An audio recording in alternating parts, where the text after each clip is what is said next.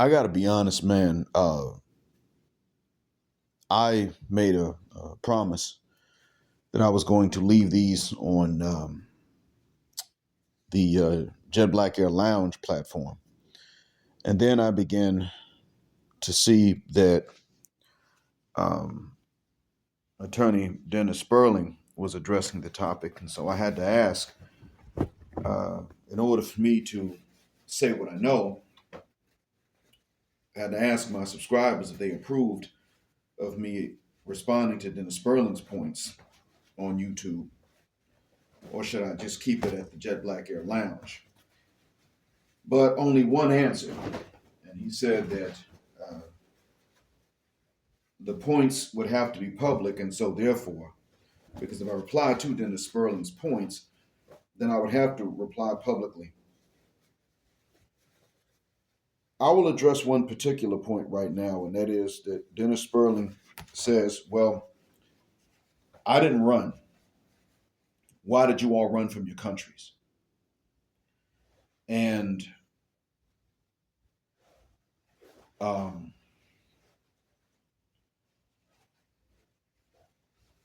want to point this out. Apparently, whatever happened in Ivory Coast was something, but it wasn't a coup d'etat. So I had to take that post down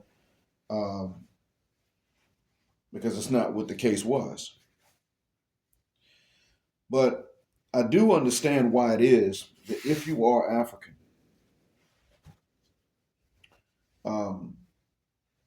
in the continent, and you have a work ethic, you would decide just never mind. And that's because, you see, the opportunities were not in Africa until you had leaders that were not going to sit up here and just suck everything out of you.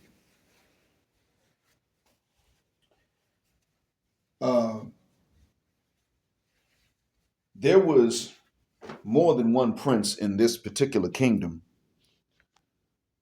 that would dabble into every local business, and they would just show up and say, if you opened up a business in whatever region they ran, they would just show up and say, listen, I want 50% or 40% or 30. They would just show up and say this, like, this is mine, or this much is mine, whatever.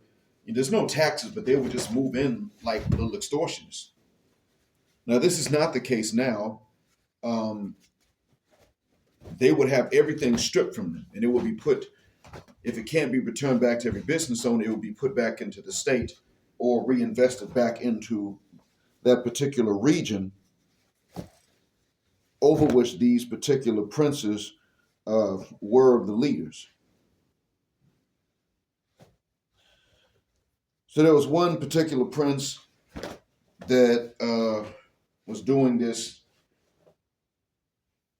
where I used to live. And you could tell that this was the case because people would start businesses and they didn't know that it was like this until they started businesses. So they would start these businesses and then he would move in and he would say, well, I want this much. And they would just say, well, wait a minute, I'm investing in this. You're not even an investor. And you're saying that simply because you're in charge of this region underneath the king, that you should be allowed to keep on doing this. But the thing was that nobody really had proof because, he would, when he did show up, he made sure that nobody knew he was coming in order to, whoever they were that were corrupt, and they've been removed anyway, defanged and declawed. But at the time, they knew you show up suddenly, you tell the business owners, and you make sure that they don't know to record you. And so without proof, you had nothing that you could have said to the prior king. So people would write and they would complain and they would say, well, I tried to open up a business and this is what he said. So you had many witnesses, but that didn't make much of a difference because you didn't have proof. But what happened was that there was a lot of development that did not go on. And this is recently here. Though you had development here comparatively to non-Gulf states, what wound up happening here was that you still had a lot of non-development in quite a few areas, especially rural areas. Why would you develop anything? Because you have to sit up here and just hand over with whatever percentage is. You just got to turn around and give it up to someone that didn't invest. So it made business unprofitable just by that alone. You just all of a sudden had a particular percentage of whatever you did make that went to someone else who did nothing to, who invested nothing. And so there you were.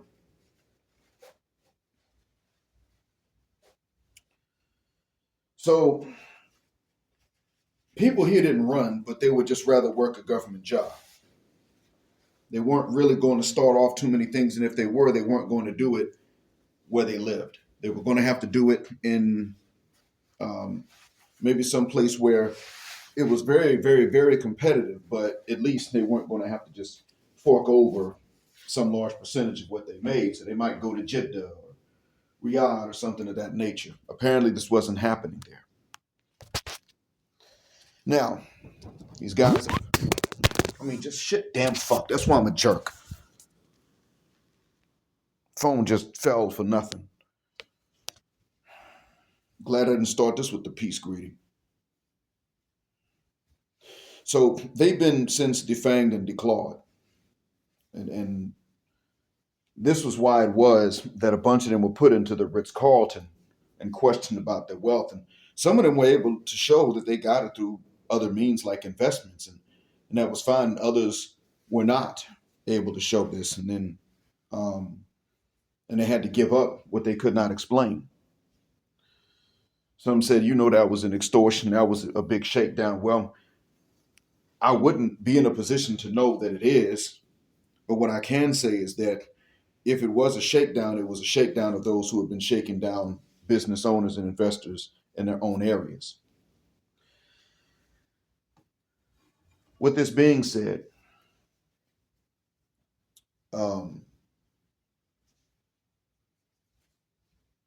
these guys,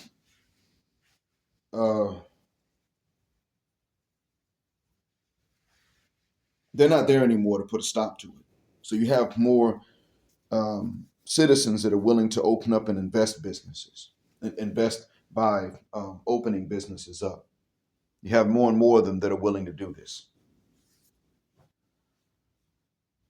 So some things more and more popping up. I say this because in Africa, in the continent, you may have people that are, they have certain things in mind, but there's no infrastructure there to develop or on which to develop. And you have to remove not only leadership that puts a stop to it or interferes with it, but there's something more important at hand too, and that is that you have to do away with the culture that stops you. A man named William, whose last name I cannot recall, in Malawi, wanted to put together a windmill so that it would capture the wind and it would generate power for his village. He didn't know English and he couldn't read it, but there was a library where he saw photographs of something like this. His own mother laughed at him. His mother. I don't know what his father's reaction was, but when his mother laughed at him and I heard about that, I was pissed. I said, what the fuck? How do you sit up and just laugh at something like that? Now, it's one thing to say, okay, listen, you might be able to pull it off, you might not. It's worth a shot. Give it your best. If it takes years to do it, but you can see some progress, continue on. That's different. No, his mom laughed. And all the villagers laughed at his idea. He eventually succeeded in going to junkyards and landfills and finding spare parts that he was able to heat up, reshape, assemble and turn into a windmill, a large windmill. And it caught the wind and it powered uh, the village up. Now students could study past sunset because they could see. Um, I saw a photograph of a house in which his parents were living. After all of this, they chose to stay in the village, but the house was now wired with electricity. He built a second one, and you know what that one was used to do? Power a well to dig water up so that they would have clean water.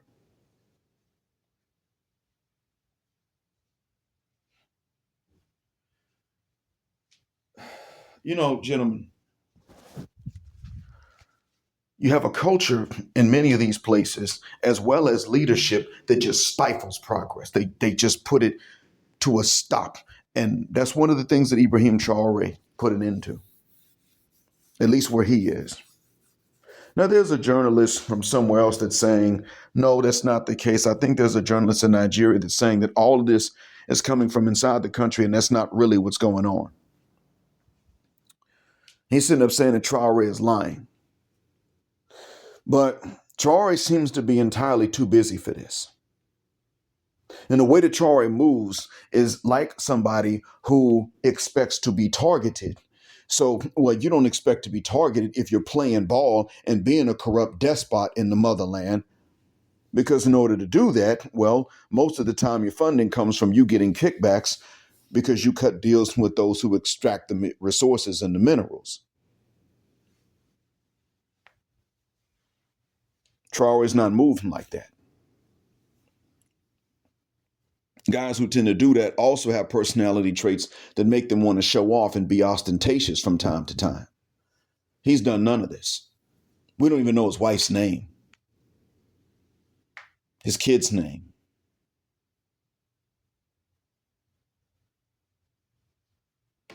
Some people said, well, he does. As a matter of fact, this one journalist said, well, he doesn't even give interviews. Well, he just sat down and gave one in front of Russia. What was that? Was all of that AI generated? You got a lot of AI generated clips of him talking in English, but the AI clips are usually clips where his voice has been translated into English. So it's his voice, but the words are in English. Now he's learned to speak English, but apparently not correctly or fluently. But he gives interviews in French or in Bambara or the other languages parents speak. But the point I'm getting at is that it doesn't seem so far, and you know, I stay neutral about things until I can find proof in general.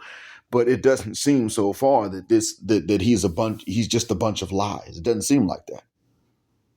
But now, if you have some ideas in Burkina Faso and you come through with them, guess what? You don't have a culture that's sitting up and saying, yeah, screw you. Now, the culture may not change overnight. Jay, the bigger figure, did deal with this. When he was there, which seems to have been before Traore, yes, people were like, you can't come over here and make money. Well, are you going to say that to the white man, to the Lebanese man? You going to say that to them too? But the leadership is now stepping aside. They're like, no, we're not doing this. The leadership is stepping aside and saying, shuck this fit. This is what we're going to wind up doing. No more. I'm going to be honest. Africans have complained about how they hold each other back.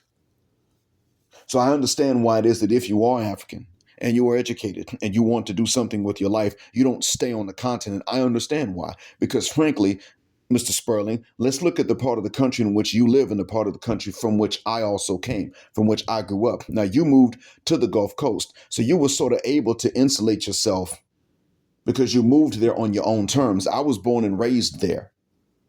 I had to leave the Gulf Coast to be able to really work on myself and develop myself. For me to do anything to try to develop myself as a youngster while living on the Gulf Coast, I had to fight. I mean, literally fist fight, kind of like what you would have had to do. You didn't stay in Los Angeles. You didn't do it. We both had that fighting spirit where we'd knuckle up and go upside somebody's jaw, even if they just say the wrong things. We both have that. The difference is this. We had the option to move to a different region of the same country and do these things. In Africa, they may not have the option to move to another country because it's not easy to migrate from one country to another in Africa. So they may not have had that option.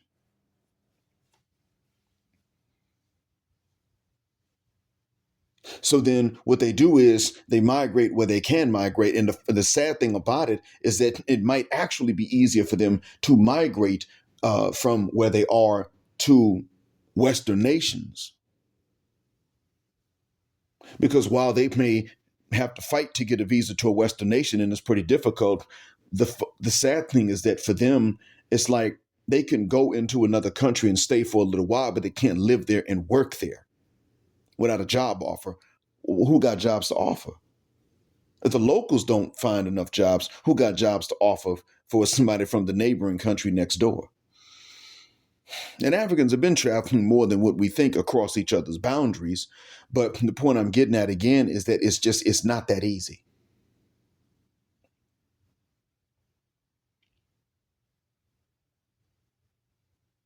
Sometimes it's not even possible. I know why you got a bunch of young Africans trying to go to Europe, and they'd rather go to Europe illegally than to stay in Africa where they are legally, because there is absolutely nothing there for them in Africa. It doesn't matter. If there's something there for them in the same continent, it's in a country several countries away. Well, to get there, they got to get money. Well, to get money, they might as well sneak themselves somewhere where they can earn some money, then go back. And a lot of Africans do work elsewhere, and then if they can save where they work, they willingly go back home and use what they got to start something else up. Many of them will do that, but they still got to get out, work, and then be able to save. They got to be allowed to save. Everything can't be so expensive, they eat up everything that they make, or else they never save it, they never go back. That happens too. And then, of course, you got the ones that are so successful when they're abroad, so successful abroad, and their skills are so specialized that they say, I will never leave the UK or Canada or the US to go back home, especially the Nigerians that are very well educated. And then they find a gig abroad, they find a job abroad.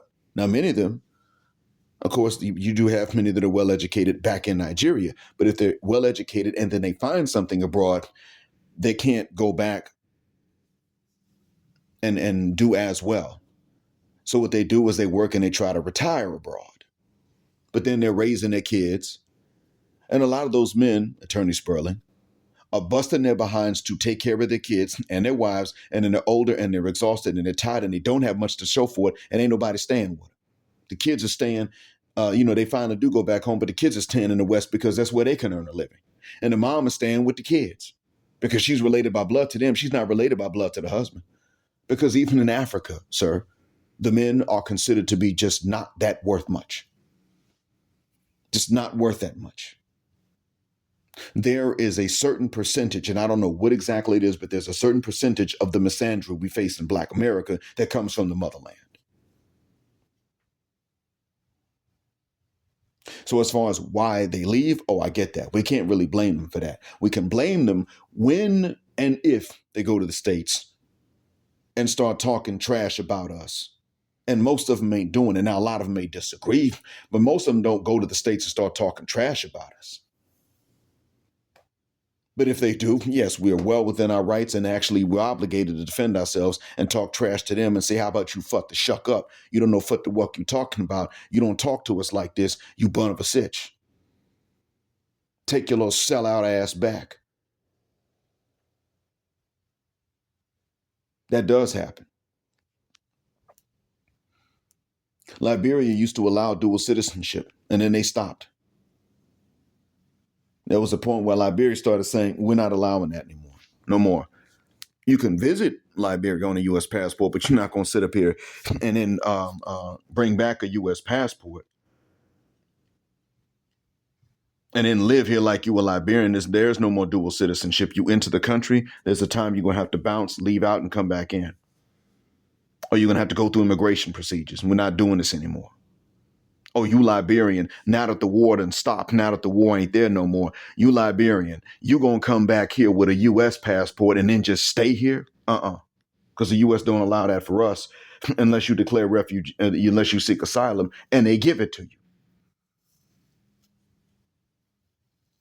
There's that too.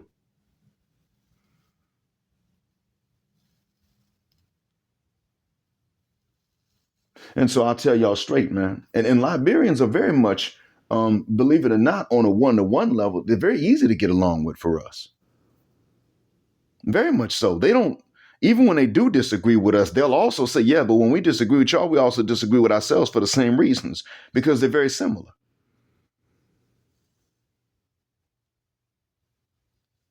And some would say, well, that's because some of us went back there. Yeah, that's very true. But even the ones who were descended from those that have always been there would say, no, there are quite a few similarities and commonalities, but definitely related. Good and bad habits alike will show us that. I say this, not even just to feel good, but just to be fair and yeah, just to be fair about it. A lot of y'all, man, may just not hear about this. It's not your fault. But yeah, Mr. Sperling, the truth be told, a lot of Africans are not the problem. And as far as them leaving, and the Caribbean, a lot of Caribbean folks too, same thing. That's not the issue. But the thing is that now it's beginning to change. This is happening with Traore, and then people in other countries, including in the islands, are beginning to demonstrate in favor of him. I mean, Jamaicans were outside the U.S. embassy. Burkina Faso doesn't have an embassy in Jamaica, and vice versa. But they were outside the U.S. embassy talking about hands off of Traore, leave him alone. That's pretty much what they'd been saying. Thousands of miles away, and they were saying hands off of Traore, leave him be. Don't do nothing to him. And eventually this mindset is going to make its way into these islands. And when both the governments and the culture will encourage those who are innovative instead of discouraging them, then what's going to happen is that you're going to see that more and more of them will then start to fight to change things because the fight is worth it. The effort is worth it. Previously, it was simply not worth it. It just wasn't. And I'll tell you what one of the things I've learned from Don Calypso, because I've heard him say it out loud, but I actually know this to be the case because I've seen it with my own people. Gulf Coast Negroes are very much African American, and we're also very much similar to our brethren in islands and in more tropical regions from which we come anyway. We're very similar to both because we are both. Our climate is considered subtropical or semi-tropical, and we're right there at that. We're right there where it changes from one to the other, and also where the mindset of our people changes. That's where we are. We're at that crossroads. And I'm going to tell you that right about now, our culture is not yet supportive of those that have been innovative. But there's also due to class compression. Now, when you grow up in a particular region, you face the class compression. You are with the no good ninjas, and you are with the ones that have something, and then you're with the ones that are darn near elites. You're with the boom shikas and the bonquistas. You're with the Huxtables, and then you're with the Cosbys. But we already know which culture always infects the others. We know. And then you move forward, and then something else happens, and but then you move yourself from one place to another. And when I moved from the Gulf Coast to Atlanta, I did not have to be around the no good ninjas in Atlanta anymore. I got to move because I was in the college scene. I got to move with the Huxtables and sometimes with the Cosbys, though we didn't necessarily know who the Cosbys were. Like I didn't know who Bill Cosby's daughter. She and I were in Atlanta for part of the same time. I didn't know who she was till someone pointed her out from a distance and said, "That's her." Oh, word? I didn't know that. My bad. I was unaware.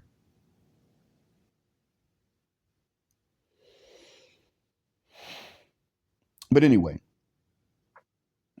I didn't have to, even though we were in the West End, I didn't have to just live with the folks that were there that would hold you back because you wanted to do something positive with yourself.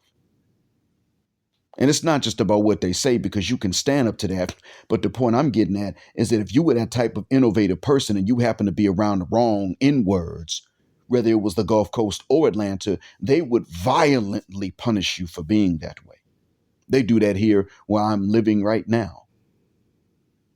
If you're a young person and you're a young guy and you show that spark of innovation, the other guys will come and beat your behind and might even rip your clothes off and violate you. It is no joke here.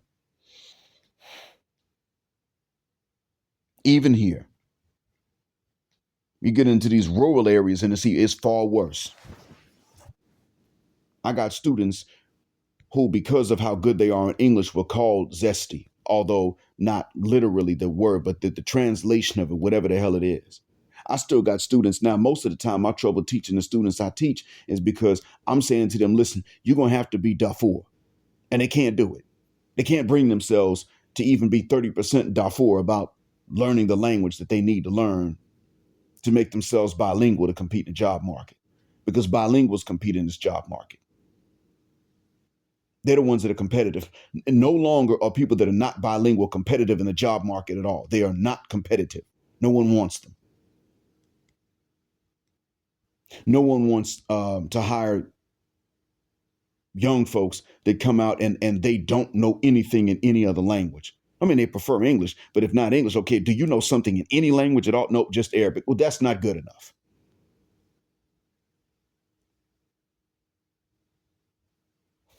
It's bad, man.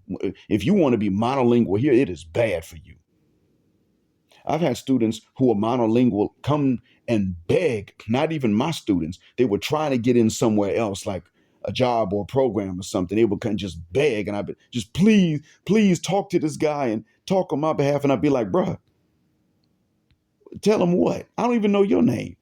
What am I supposed to tell them? I don't know any English, and they want me to at least know, like, they want me to know beginner level English. I don't know any English at all. English zero. And I'm like, well, and you sound like you're proud of it. How about you get up out of my face? English zero. You're competing against people who know basic level, intermediate, and advanced, and you're saying you know nothing, and you want to get into the same program as them. Why should you get the same results?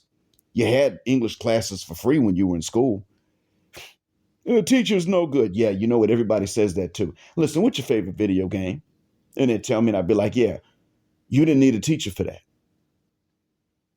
And now you want to blame whoever your teacher was for you not knowing any English at all, bruh. I'm saying that to say that even here, where things are developed, you still have this mindset.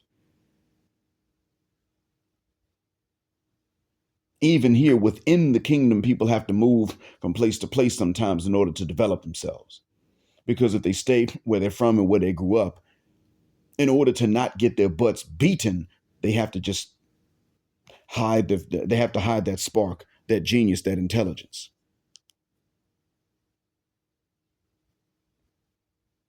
And I've actually had some students tell me before they have to hide their intelligence. I've had some tell me before that they have to hide if they even know what's going on in another nation and how it could affect the kingdom here. Like, they got to hide it. There's a reason that these guys only talk about soccer. Just that. Get into arguments over soccer teams. You gonna argue about that? Well, that's all they're really allowed. I mean, they're not allowed to really get deeper than that.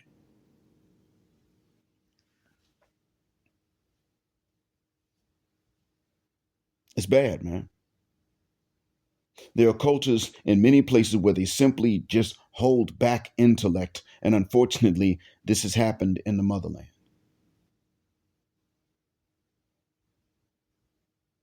They kill each other's dreams there. But it's not just that. I'm very sure that when you were young, you have these dreams. Not only will you have no support, but you will have opposition that will come even in the form of violence.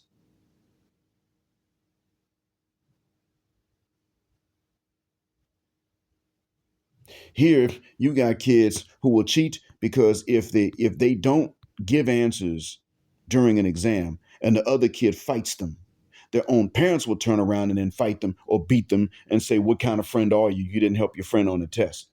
Can you imagine that? It's not that bad now, but when I first got here, there were parents that would do this.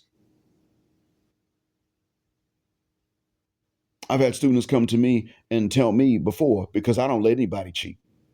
I've had some of them come to me and tell me before, listen, um, for about the next 4 weekends, don't go into these particular markets, the open air markets. Word? Yeah, because if a student sees you, he's gonna cover his face up, stab you with something. Because you caught too many of them cheating during this exam. You got enemies now. Give them a few weeks, they'll forget about it.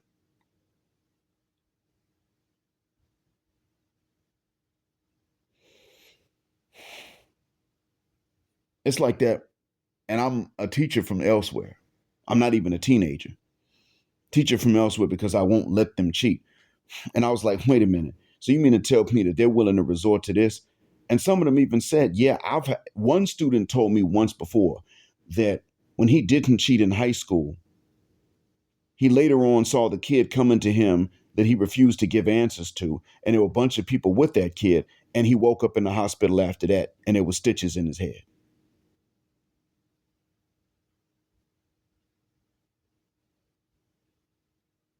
He said, evil here is really strong.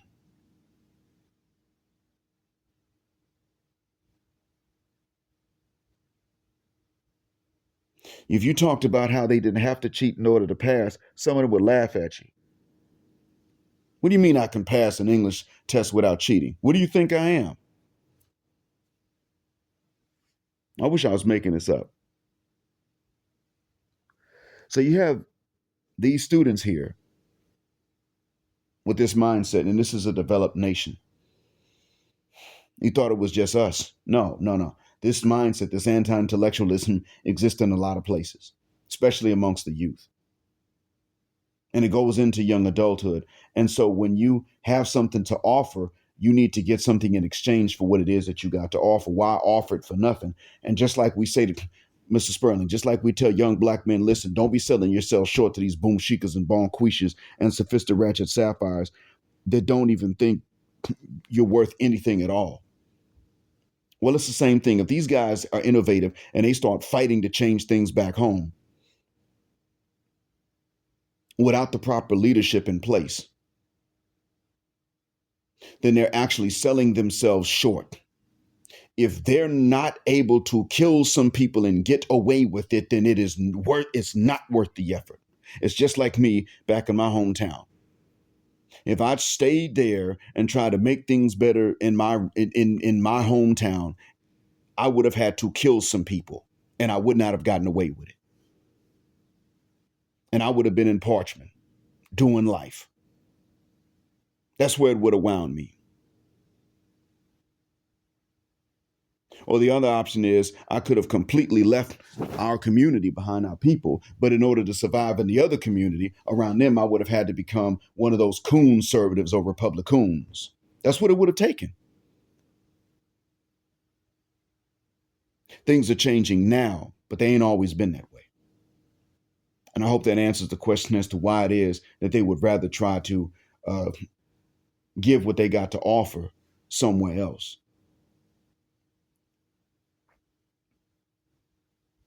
And there are many people, and actually there are large numbers of people in these countries that still put up some sort of fight that they can sustain to make something better. Maybe not everything, but just something better where it is that they live. There are still people that do it.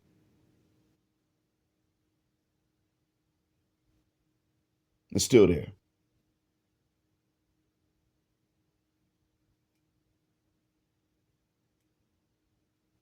And as a matter of fact, as visa restrictions are being eased in between African and Caribbean nations, in which we African Americans cannot always participate because we don't have our own government and our own passport issuer. This is actually becoming more common. and more accepted. You got a Jamaican who's selling properties as a real estate agent in Kenya. He's doing a damn thing. Just as an example.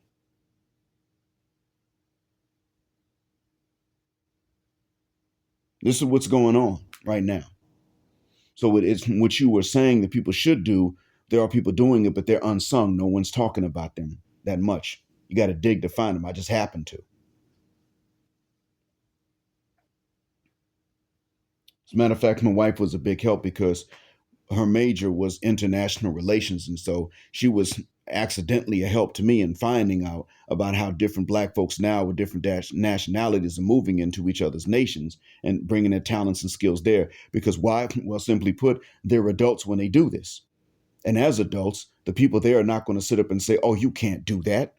They're going to say, oh, you traveled a long way to get here. You're our brother from this long distance, because people oftentimes are more forgiving of those who traveled long distances to get to them than they are those who grew up there with them. They tolerate new ideas from people from far away, and they don't tolerate new ideas and thinking from people that are right next door to them.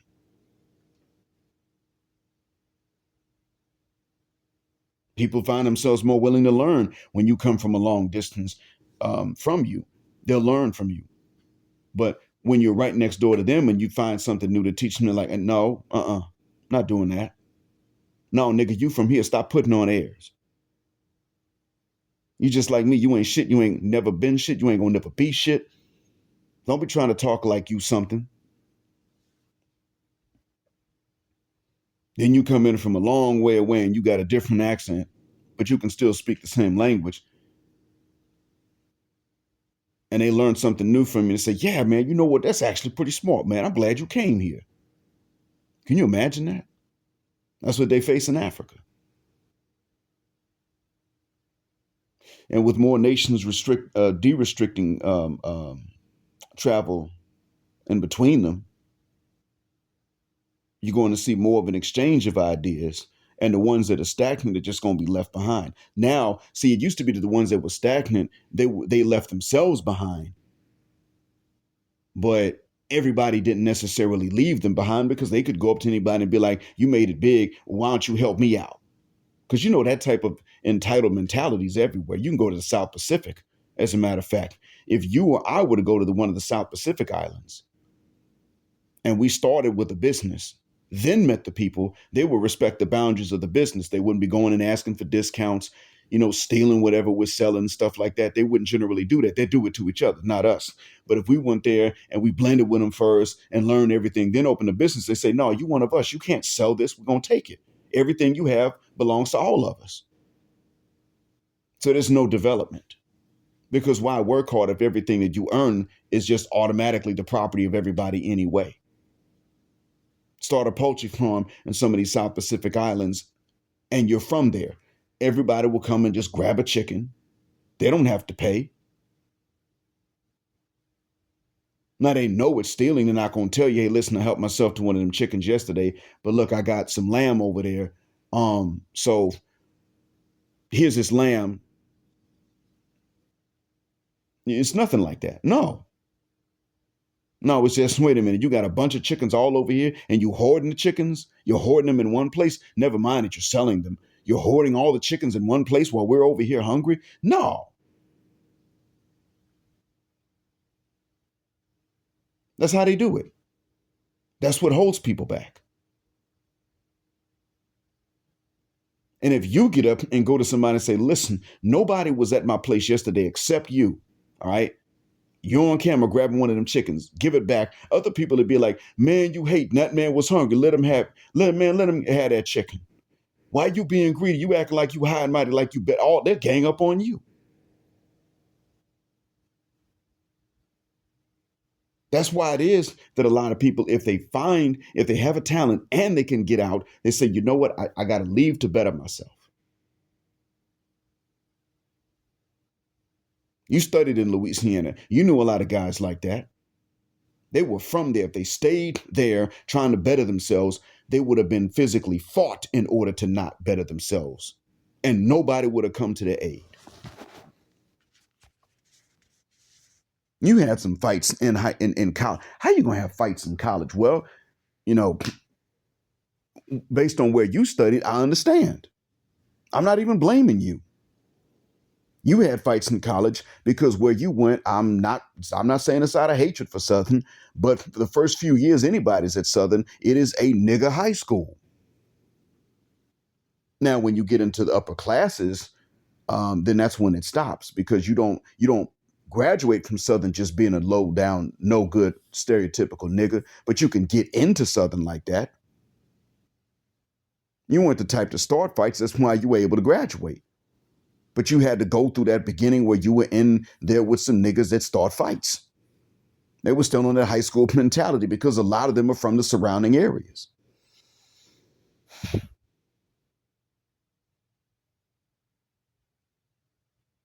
That's the truth of the matter.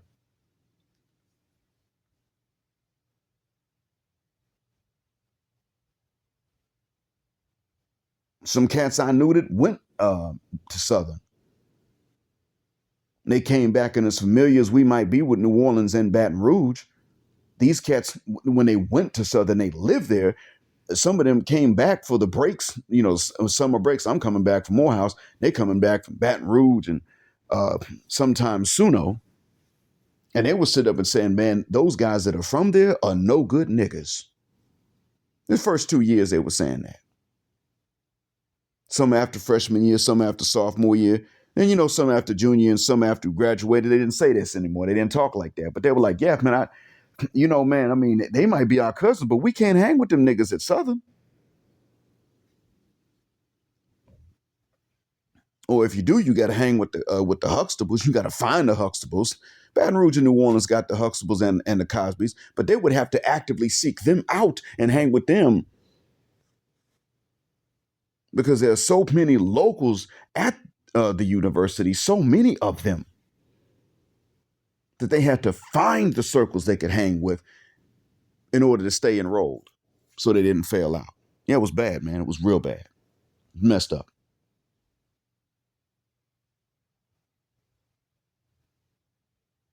It's jacked up. I wish it wasn't like that, but that's exactly what it was. So yeah, I'm sorry, but that's why it is that you don't see more and more of them just staying where they're from and trying to fight, make things better there. It has to be worth it. Now it's going to be a fight, but even the fight has to be worth it. I mean, in other words, some of them would not stay where they're from for the same reason that you're saying that FBAs should not, and you're right, FBA should not be out here fighting for other groups. It ain't worth it. Same thing with them. I mean, if you're from southern Nigeria, like Lagos, let's take if you were from Lagos with the corruption they have, and you want to make things better, you might as well just ditch it. Go somewhere else. Don't just leave Lagos. Go somewhere where you're not going to find a bunch of people from Lagos. You got people that don't even travel through Lagos's airport.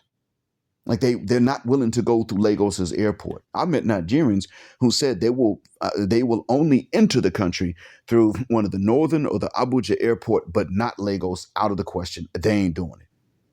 Like I'm not going to do that. I would have to be an idiot, a fool. I'd have to be plumb stupid or retarded to try to enter the country through Lagos and then fly through it to go somewhere else, because if you transit in Lagos, it's some shit.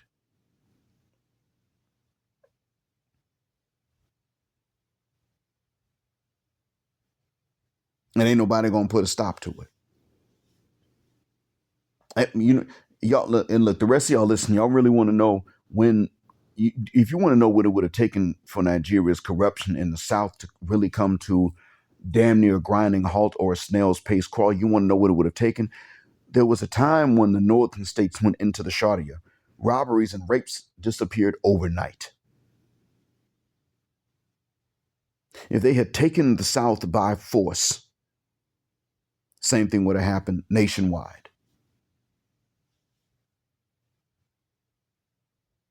That is, until other nations would have jumped in and said, oh, they're all a bunch of the T words, and then you know what that is next. But until that point, yeah, that corruption would have stopped. Because everybody was on a take. Everybody's trying to take a bribe.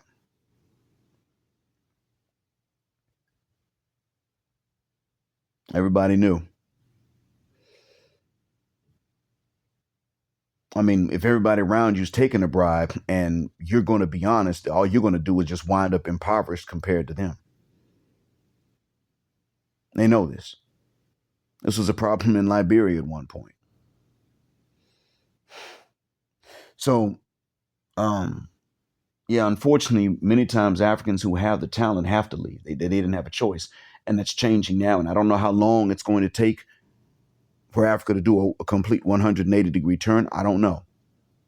But the process started. If it continues, it'll make that 180-degree turn and complete it at some point. Could be 10 years, could be 50. And if somebody who wants to interfere succeeds in interfering, then it won't happen.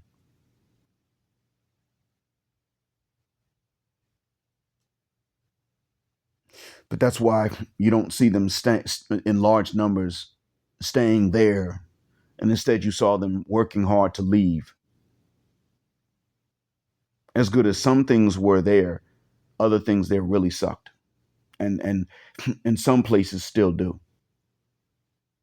I mean, if Africa does a 180-degree turn, that's great. But you know one thing I still wouldn't do in the motherland? I wouldn't go looking for a wife. Wouldn't do it.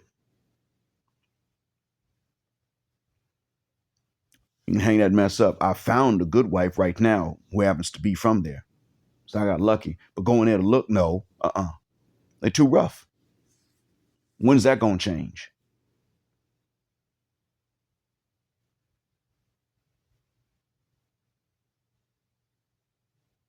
My wife told me actually about a friend of hers back in Somalia that actually went back and she opened up a clinic.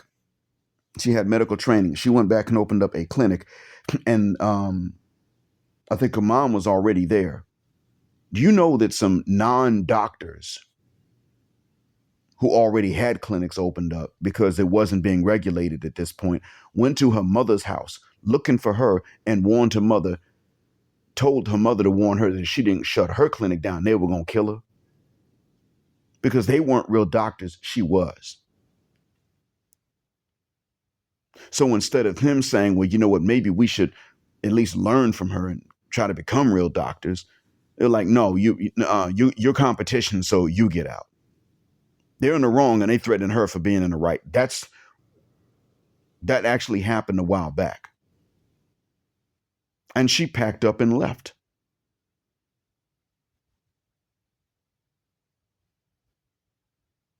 And she checked with her mom to make sure nobody bothered her mother again. And they didn't. They left her alone. But there's actual effective health care that some people needed from someone that knew medicine was gone because they were not going to allow it. That's what happens in the parts of Africa from which people are leaving and fleeing. That's what's going on. And the parts of Africa where this is not a problem are not letting people move there easily. Botswana is not falling apart. It ain't jacked up there. Life in Botswana is not crap. But you know what? You can't live in Botswana that easily. Just not allowed. I think the whole country has about the same population as the city of Johannesburg in South Africa next door. They let South Africans go in and visit, but you want to live there? It's pretty difficult. It's just not that easy. And if you do live there because of a particular skill you have, as soon as your visa runs out or your contract runs out or you lose the job or the job is just finished, they're knocking on your door and they're like, listen, do you have a ticket to get out of here? Do you need some help closing out your bank accounts and stuff? You can't stay here. And what's the reason? Because life there is fine. So you can't just walk in from Malawi or walk in from Zimbabwe or Zambia, someplace next door. It's easy to go in there from South Africa, and that's just to visit. They'll deport a South African if he stays past the visit visa. They don't make it easy for others to go and live there because things are okay. And that's why. How many of us ever get to meet somebody from Botswana? Don't worry, I'll wait. What does that tell you?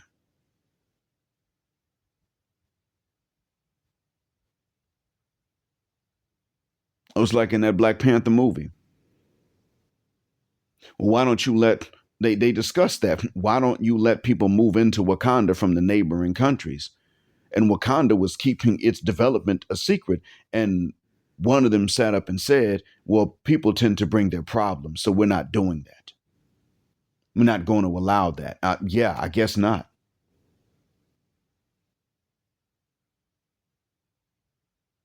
They had their minds made up. No, no, no. We're not going to let people move in easily. And they can't let everybody come in at one time. It's not possible.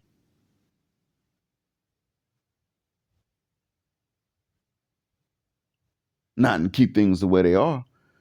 But, these other nations are not going to let any Botswanans run their country for a while and get things off to a good start and get a good course either. So there you go. They got to leave. And that's one of the things that has caused Ibrahim Traore. That's one of the things to which he and his counterparts in the AES were reacting when they said, okay, we're going to put a stop to some of this bullshit.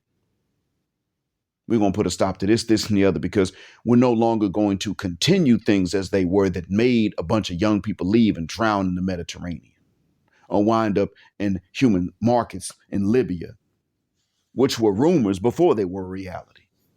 Oh, yeah, the slave trade in Libya was a rumor before it became real. That's the worst. That's the sad part about it.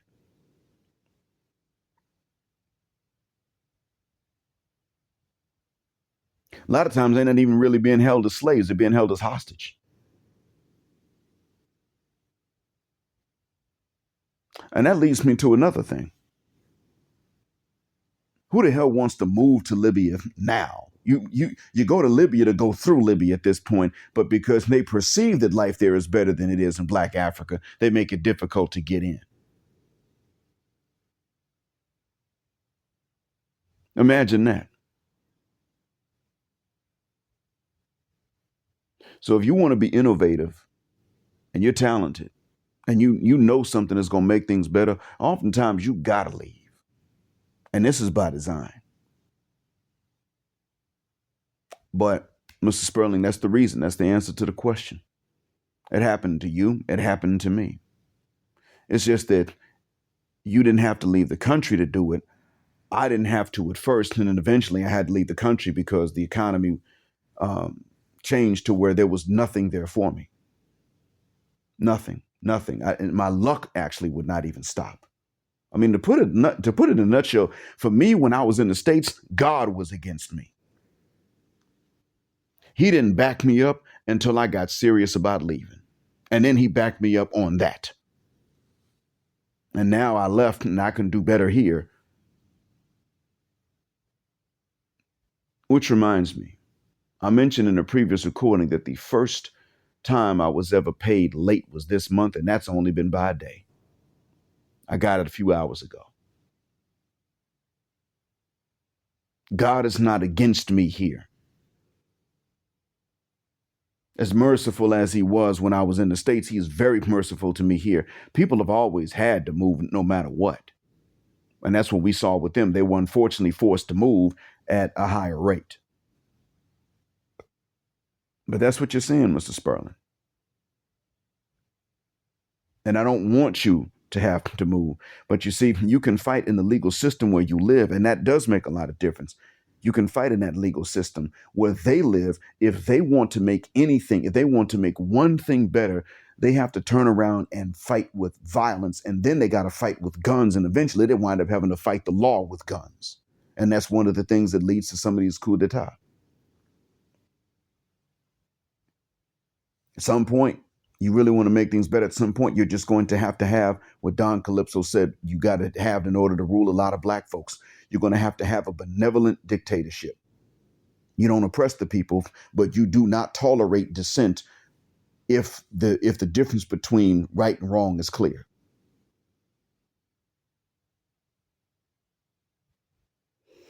Even the president of Botswana, I believe, talked about that, if I'm not mistaken. I mean, if that wasn't an AI generated news clip, he was telling his people, listen, Here we got institutions. If I want to do something, I got red tape and things I got to go through. And that's fine for us. But one of the reasons that we can't make changes as quickly as they did is because of that. Over there where he is, if he wants to do something, he informs his cabinet and his ministers, and then it becomes, they can have a discussion. But if they don't convince him of a better idea, then his idea now is a policy. Now they don't have to run and go elsewhere. That is what we're seeing, sir. And I hope and I pray to God that you are never forced to run. You and I both want black men to be able to travel as free men, not having to flee. We both want that. I want that across the nationalities. But if we're being honest about it, unfortunately, right now, that's what has to happen in terms of the race, not just the nationality. Many of us, many of us have to. And we got our own women trying to change things in the system to make it to where we black American men cannot leave. Little buns of sitches.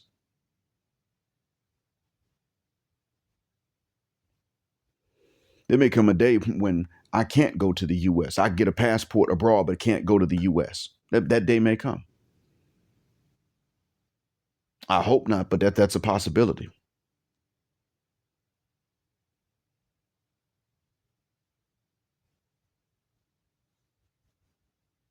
Then I have to stay here or find another place that'll let me stay. And I won't have a choice. People have been forced to move from the very beginning. Maybe one day, maybe, depending on the guidance that you are given and accept, maybe one day you will get even to ask the prophets about this, because there are prophets that had to move from place to place. I believe it's a saying amongst many Christians that nobody is a prophet in his own backyard. Our prophet certainly had to move. And in order for him to finally make anything better in his hometown, he had to go and take it by force. And even then, he didn't live in that city anymore. He went back to the one that took him in and let him stay. He went back to that city. He was forced to leave Mecca for Medina, but he didn't live in Mecca again. He's buried in Medina to this day. He was forced. He had one of the best ideas because it was a revelation, and it was the final revelation. It came with a blazing legal system as well, and his people fought him, tried to kill him.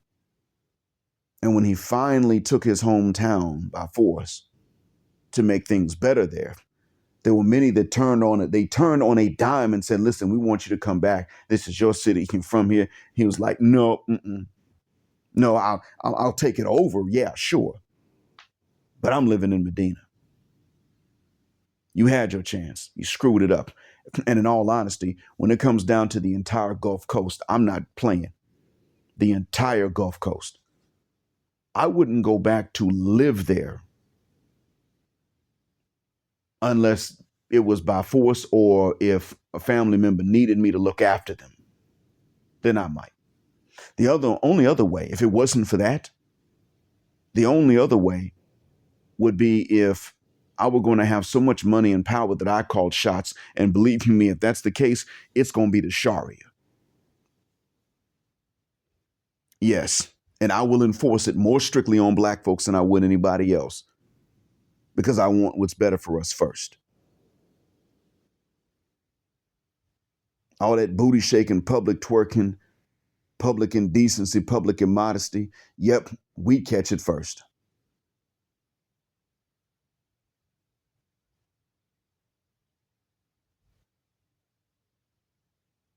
The white chick does something like that. Hey, you know what? Maybe get a recording, censor it out, blur it out, but get a recording. That's propaganda. We can use that. Sapphire does it. Oh, really? Okay, you did this out in public. We're going to flog you in public too.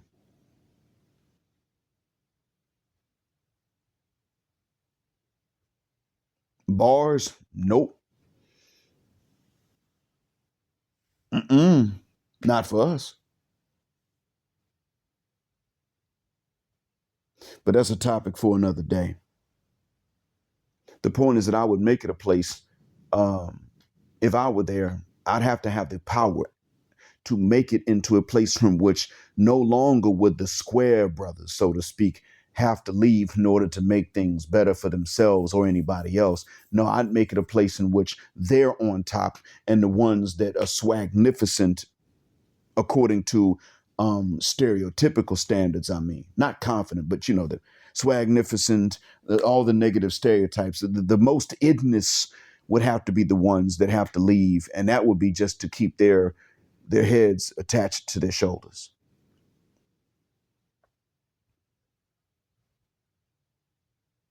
And all resistance would be met with not only bullets, but even fire.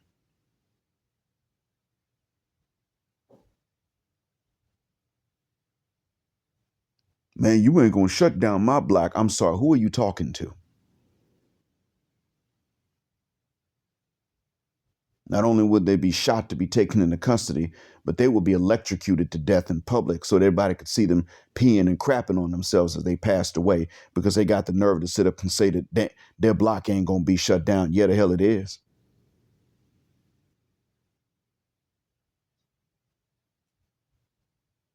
It absolutely will be shut down.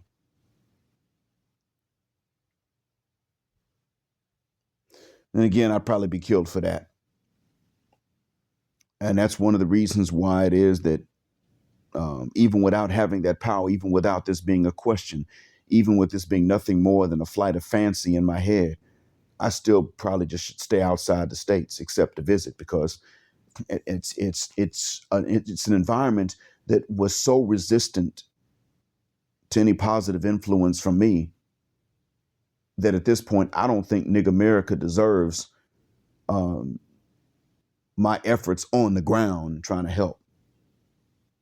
There are more people I've been of help to and assistance from over here than I've ever been when I was living there. You're able to be there and be able to be a positive influence. It makes sense you wouldn't leave it. You didn't need to. But you did experience that which has made others leave because in your case, it wasn't as bad and it wasn't as sustained. And it didn't force you out of an entire nation, just a region. In my case, it forced me out of a region, then out of a nation. A lot of these folks in these places on the motherland are automatically forced out of the nation if they want to make things better for the families and for somebody else next door. And this is why we look at you and we say, well, if you want to sue for reparations, fine. Why are you going to let Massa off the hook in the States, but you're going to go after the nations in Western Africa? And that's a topic for another day, but this is one of the reasons why we ask this question, because you see, without them having collected reparations that are due to them because of what Europeans did, you're saying for them to pay up. And you're saying that they in turn can sue Europe for the reparations. Well, okay. They got to collect in order to pay out.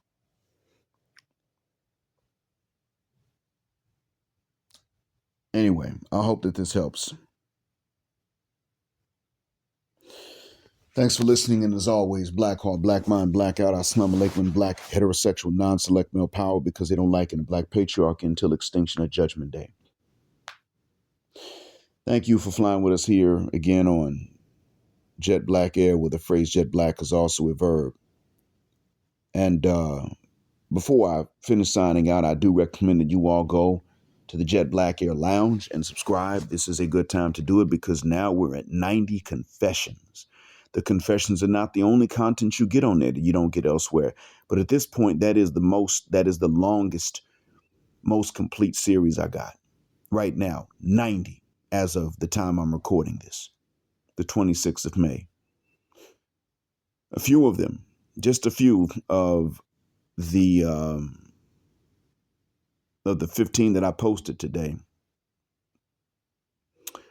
sorry, the 16. A few of the 16 that I posted today are only available to first class subscribers. Most of them are available to first and business class. Tomorrow, at least half of what I put up will be available only to first class, and the rest being available to both classes of subscribers. But I recommend that you go and see it, because these confessions, while not always being new, are now cataloged in ways in which the authors cannot delete them and say that they didn't say these things later on. These are now assembled in one place, and not always by myself. I want to give a shout out to Saeed on Facebook for helping with this. But they're now cataloged in one place.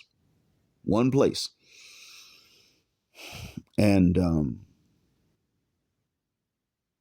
if you find that you are in fact questioned or jumped on or argued with, all you have to do is hold your hand up and say, "We have the confessions." And if they look at you and say, "What confessions?" you can tell them, "Well, for about $10, you can see them. It's a list of them, 90 today," or however many it's going to be the day that they tell you. You can. It's designed so that you don't even have to argue anymore. You can simply say, "Look, you pay $5, you'll see most of them. $10, you'll see the complete list. Here's a website. Subscribe to it, even if you only do it for a month, and you'll be able to see the entire list." All of them. Why you man being sassy and don't want to approach?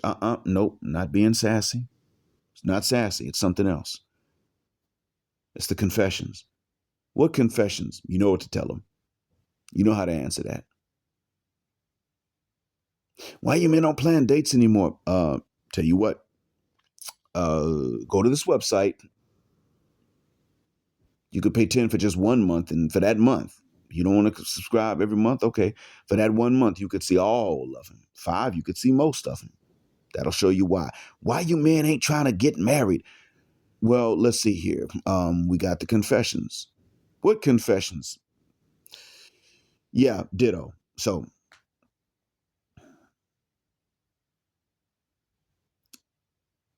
keep jetting black with us until the wings and the wheels fall off. Gender justice forever.